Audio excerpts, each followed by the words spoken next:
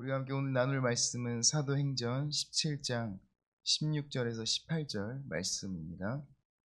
사도행전 17장 16절에서 18절 말씀입니다. 같이 한 목소리로 읽겠습니다. 바울이 아덴에서 그들을 기다리다가 그 성에 우상이 가득한 것을 보고 마음에 격분하여 회당에서는 유대인과 경건한 사람들과 또 장터에서는 날마다 만나는 사람들과 변론하니 어떤 에피쿠로스와 스토아 철학자들도 바울과 쟁론할세 어떤 사람은 이르되 이 말쟁이가 무슨 말을 하고자 하느냐 하고 어떤 사람은 이르되 이방 신들을 전하는 사람인가 보다 하니 이는 바울이 예수와 부활을 전하기 때문이로라. 아멘. 오늘은 바울이 아덴에서 실라와 디모데를 기다리고 있는 그 중에 그 아덴에서 많은 사람들하고 그 복음에 대해서 논쟁을 하고 있는 장면입니다. 그런데 바울은 그 아덴이라는 곳에서 수많은 우상들을 보며 마음에 격분하였다라고 성경은 기록하고 있습니다. 여기서 이제 격분하다라는 이 헬라어 말은 이제 파록시노라는 이제 헬라어 단어인데, 이것은 히브리어 말로는 하나님께서 이스라엘 백성들에게 갖고 계시는, 이스라엘 백성들이 우상 숭배할 때 하나님께서 그 백성들을 향해서 가지시는 그런 의로운 분노라는 의미가 있는 단어입니다. 아덴은 이스라엘의 그런 우상 숭배를 향한 하나님의 그 분노를 표현할 때 사용하는 이 단어를, 또 비슷하게 동일한 의미로 쓰이는 그 단어를 이제 헬라어로 이곳에서 사용하면서 어떤 의미가 들어 있냐면, 죄를 향해서는, 그리고 우상을 향해서는 하나님께서는 그 증오와 또 진멸하기까지에 대한 그런 분노를 가지고 계십니다. 하지만 그 죄를 지은 그 영혼들에 대해서는 하나님께서는 그 안타까움과 긍휼, 또 회복에 대한 간절한 소망, 즉 그 사랑을 바탕으로 하고 있는 그런 감정을 이야기하고 있는 것입니다. 그냥 바울은 단지 그 우상 숭배를 하고 있는 그 아덴, 그 도시를 바라보며 그 아덴 사람들을 향한 그냥 마구잡이의 어떠한 분노, 그런 감정을 가지고 있는 것이 아닌, 죄에 대해서는 하나님께서 가지고 계시는 그런 의로운 분노를, 하지만 그 죄를 지은 그 영혼에 대해서는 하나님께서 안타까움과 긍휼과 또 회복에 대한 그런 마음들, 그것이 바로 바울이 가지고 있는 감정이다라는 것입니다. 아덴이라는 그 도시는 그리스 신화의 그런 어떤 모태가 되는 그런 도시이기 때문에 많은 그런 신상과 신전으로 가득했던 도시입니다. 오직 유일하신 그런 하나님만을 믿고 있는 바울에게 다신론에 빠져 있는 그런 아덴의 그런 모습들은 그 마음 가운데 그런 의로운 분노가 일어날 수밖에 없었을 것입니다. 하지만 그 분노는 앞서 이야기했던 것처럼 우리가 생각하는 그런 분노가 아니죠. 지금 이 세대는 정말 분노의 시대를 살아가고 있는 것 같습니다. 서로를 향한 그런 적대하는 마음, 또 서로 어떤 분열된 어떤 생각들, 마음들로 인해서 서로에게 자신과 다른 어떠한 이념들을 가지고 있는 자들, 또 어떤 세상에 대한 어떠한 불만들, 또 자신이 살아가고 있는 어떠한 환경들, 그것들로 인해서 가지고 있는 그런 분노들을 누군가에게 쏟아내고자 하는 마음들이 큰 것 같아요. 그러한 장만 열리면 득달같이 달려들어 반대 진영에 있는 사람들한테 자신이 가지고 있는 그런 모든 분노를 쏟아내고 있죠. 심지어는 그 분노의 방식이 폭력으로까지 나타나고 있는 시대가 바로 우리 지금 이 세대, 우리가 살고 있는 이 시대라는 생각이 듭니다. 하지만 우리가 가져야 될 그 분노는 그러한 분노가 아닌 것이죠. 우리는 타인에 대한, 나와 생각이 다른 사람들에 대한, 또 누군가에 대한 우리 감정적인 분노가 아니라, 하나님께서는 이 시대를 살아가고 있는 그리스도인들을 향해서 의로운 분노를 가질 것에 대해서 말씀하고 계십니다. 죄에 대해서는 철저히 하나님이 갖고 계시는 그런 분노, 그 죄를 진멸하기까지 가지시는 그 증오, 그러한 마음들을 갖지만 그 영혼들에 대해서는 안타까움과 긍휼한 마음, 그들이 온전히 회복하고자 하는 그런 사랑을 바탕으로 한 그런 의로운 분노를 갖길 원하시는 것입니다. 또한 이 세대에 따라 우리는 그 진리를 타협해서도 안 될 것입니다.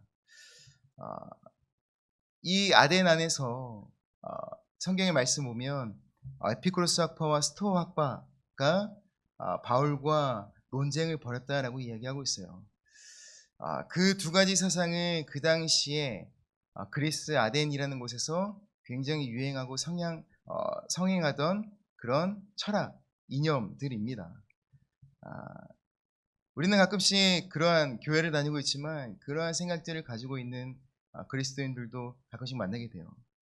세대가 바뀌었으니 교회에서 이야기하는 것들은 고리타분한 이야기들이야 라고 폄하하며 교회에서 이야기하고 있는 정결과 그 거룩함, 또 젊은 세대들 안에서는 혼전순결이라는 것들, 또 교회 안에 이미 들어와 있는 자본주의와 물질 만능주의들, 만몬이 지배하고 있는 그런 시대적 것들, 시대적 이념들이 교회 안에 들어와 있는 것들을 보게 되죠.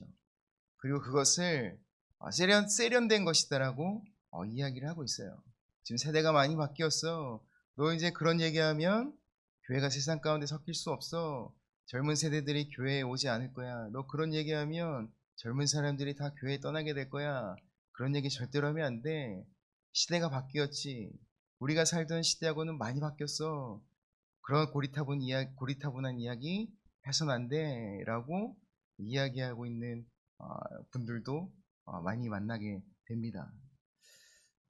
하지만 요즘 시대가 달라졌기 때문에 우리가 가지고 있는 진리와 본질까지 포기해야 되는가? 그렇지 않습니다. 상황화라는 게 있죠. 물론 시대와 상황과 어떤 여러 가지 것에 따라서 우리가 진리를 담아낼 수 있는 그릇은 바뀔 수 있다라고 봅니다. 하지만 그릇은 바뀔지언정 그 그릇 가운데 담겨 있는 그 진리와 우리가 가지고 있는 그 복음의 본질을 훼손시켜서는 안 되는 것이겠죠.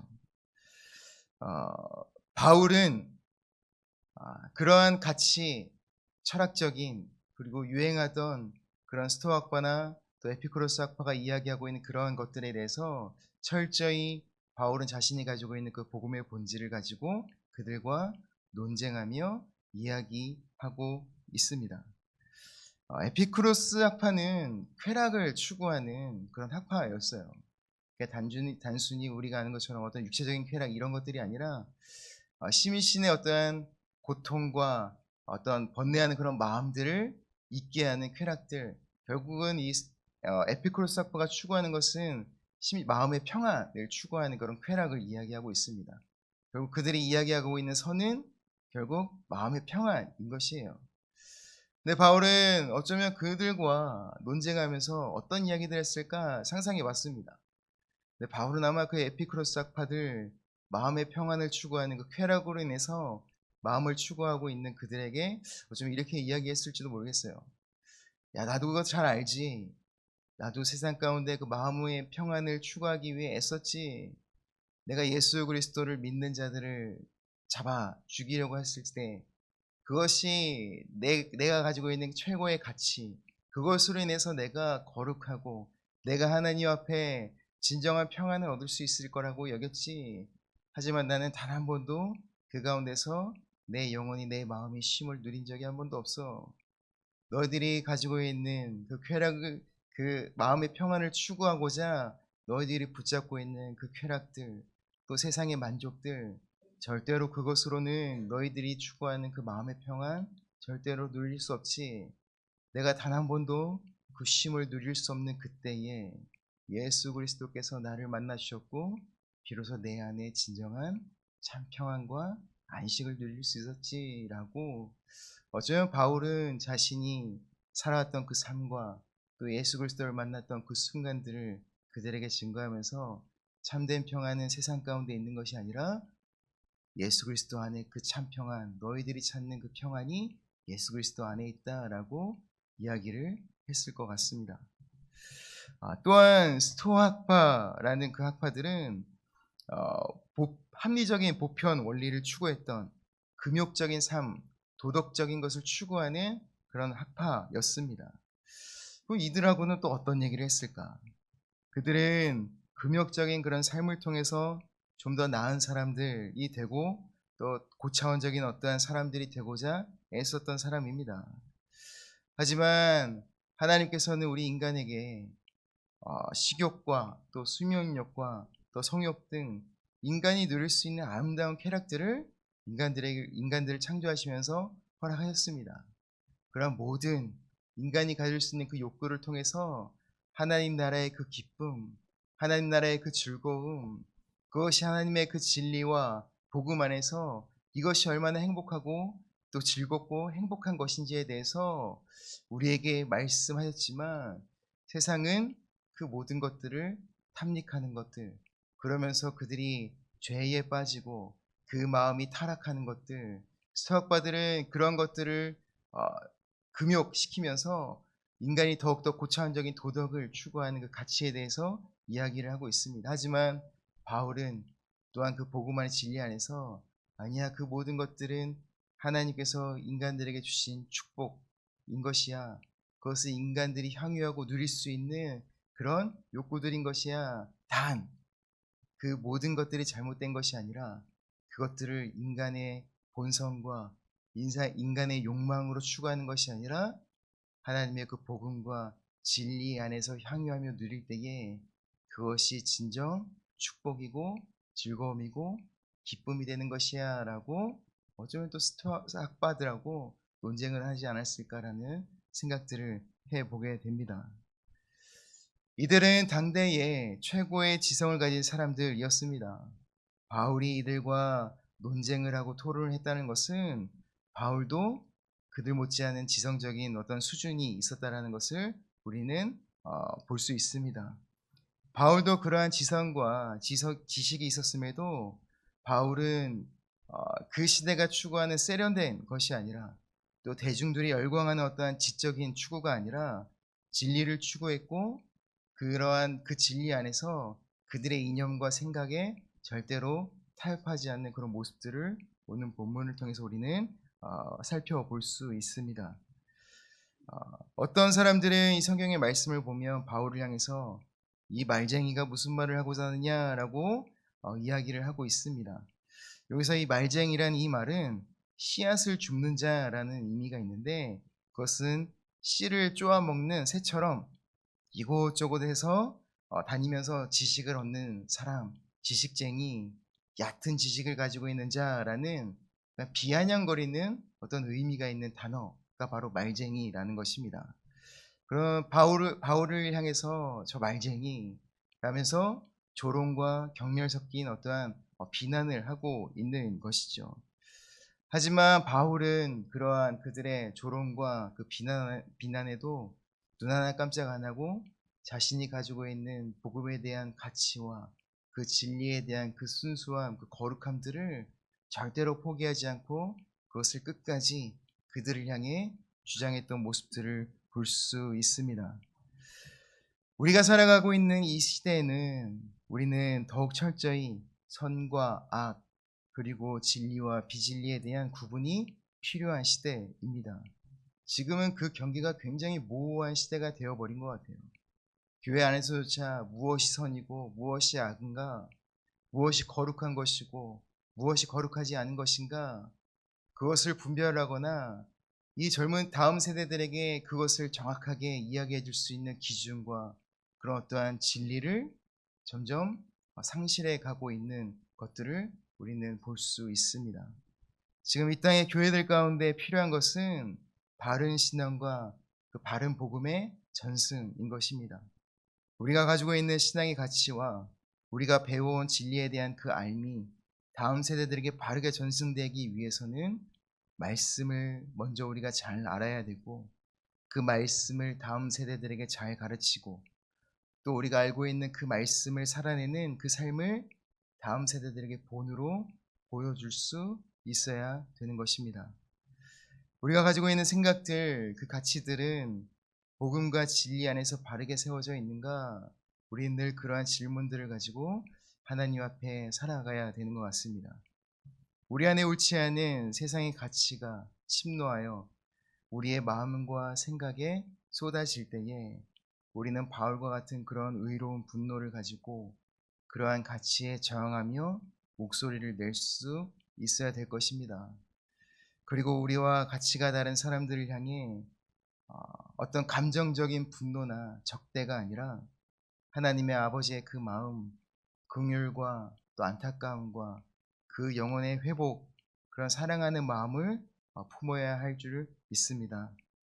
그저 분노가 아니라, 그래서 나와 가치가 다른 자들을 향한 비난과 그 마음의 상처를 주고자 하는 공격적인 태도가 아닌 사랑이 우리가 영혼에 대해서, 한 영혼에 대해서 품어야 될 하나님 아버지의 마음인 줄 믿습니다. 그렇게 해서 오늘 하루 우리의 삶이 그러한 세상의 가치에 저항하면서 바른 진리를 다음 세대들에게 가르치고 또 삶으로 본을 보이며 전승할 수 있는 그런 우리의 삶, 그리고 의로운 분노를 가지고 타협하지 않는 거룩한 삶을 살아갈 수 있는, 그리고 하나님 아버지의 마음을 품고 사랑과 긍휼과 안타까움으로 이 세대를, 이 세상을 바라볼 수 있는 우리 예원교회 성도님들이 되기를 간절히 소망합니다. 같이 기도하겠습니다. 하나님 아버지 감사드립니다.